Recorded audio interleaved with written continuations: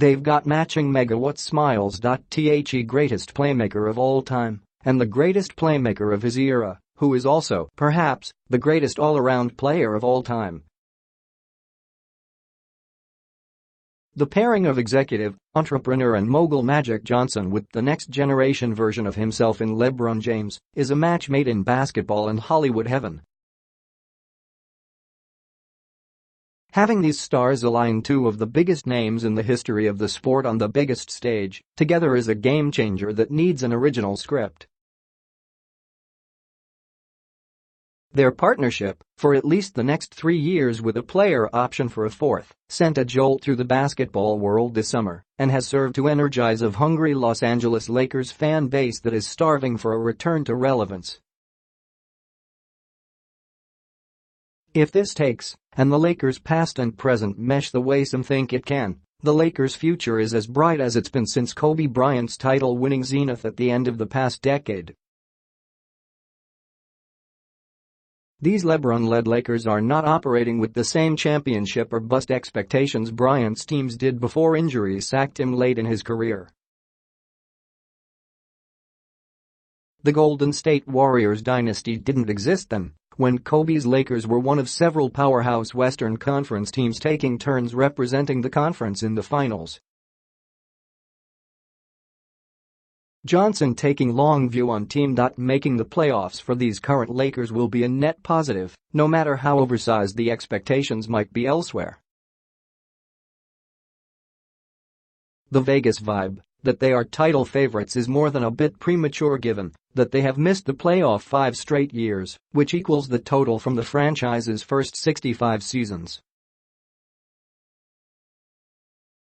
Both Johnson and James have been extremely shrewd in sidestepping any specific expectations for a team built on the fly after LeBron's decision to head west.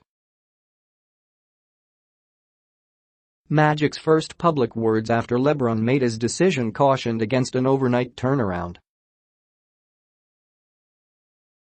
"I think the one thing that we have to, and the fans have to, be patient about is the chemistry on the court, because we're putting together basically all these guys will be new to each other," right, Johnson said on a conference call. "It's probably going to take us at least a month or two, probably closer to 2 months, to really understand how to play with each other and how to read each other, all those things. We saw that LeBron and Miami struggled for the first 2 months, and then they finally got it together, and they were a championship-caliber team. I'm sure when he went back to Cleveland in 2014, they struggled until they got to know each other, and then they were a championship-caliber team. And it will be no different here. We'll struggle to understand how to play with each other, how everybody likes the ball and those types of things, but eventually we'll get it together, and I feel we'll be one of the best teams in the West." Whether the Lakers roster mix is here to preserve the long-term plan of chasing more stars next summer, or simply adequate cover for a franchise that boasts tantalizing yet unproven young talent and a curious mix of veterans, is anyone's guess. But the push back then, and even more so now, makes perfect sense.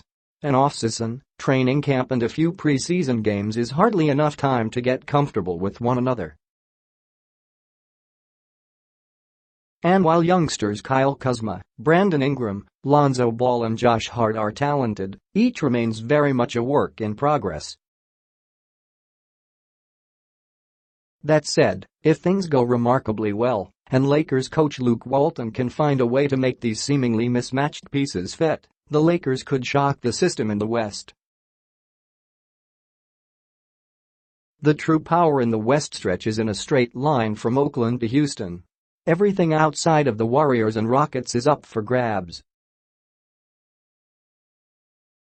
But the Warriors understand the power of LeBron better than any other team in the league outside of Cleveland and Miami, having faced off against his Cavaliers in each of the past 4 finals.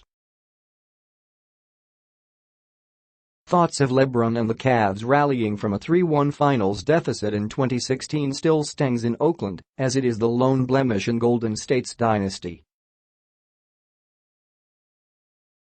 Well, the times we've seen him, he's always been at the top of the East during the finals, Warriors forward Klay Thompson told reporters before Wednesday's game in Las Vegas. And those games are always intense.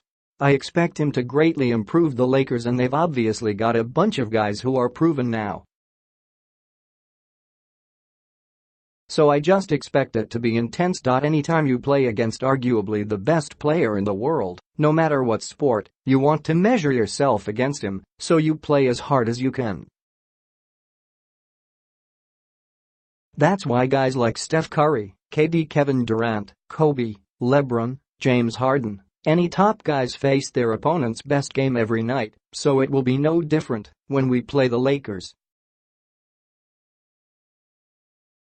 No guarantees, even with LeBron. But what if things don't go as planned? As easy as it is to just assume that LeBron's influence will elevate the Lakers the same way it has every other team he's been on, this bunch is a different monster. LeBron joined forces with two other All-Stars in his previous moves, Dwyane Wade and Chris Bosh in Miami and Kyrie Irving and Kevin Love in Cleveland. He'll have no such support with the Lakers. Magic and LeBron have both heaped praise upon veteran additions Rajon Rondo, JaVale McGee, Lance Stevenson and Michael Beasley, citing their high basketball IQs and elite-level competitiveness as qualities that were critical for the culture change the Lakers seek. The optics say otherwise, as each of them is on a one-year contract that equates to a trial run that can be quickly abandoned if the chemistry goes awry. And none of them provide the outside shooting and floor spacing that has worked so well surrounding LeBron in the past.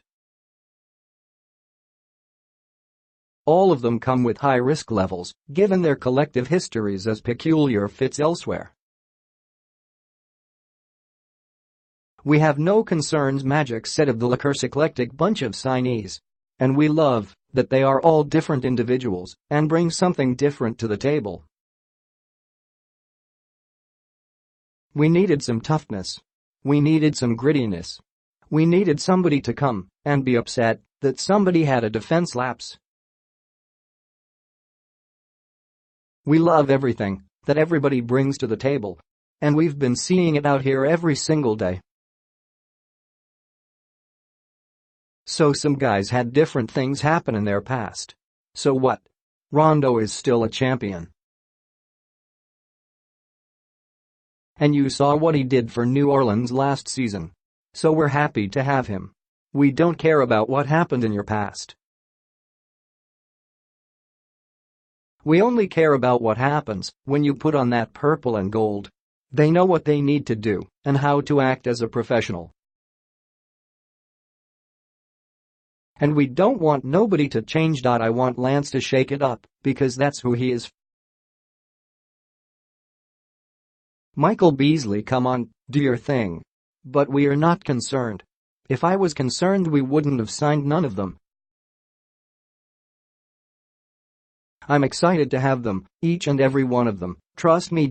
Magic, as he often has over the years, and with good reason, is trusting his own instincts. He's betting on himself.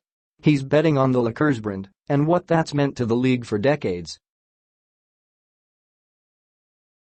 He's relying on the studying, and last season's playoffs in particular, that he and general manager Rob Pelinka did before they fleshed out the roster.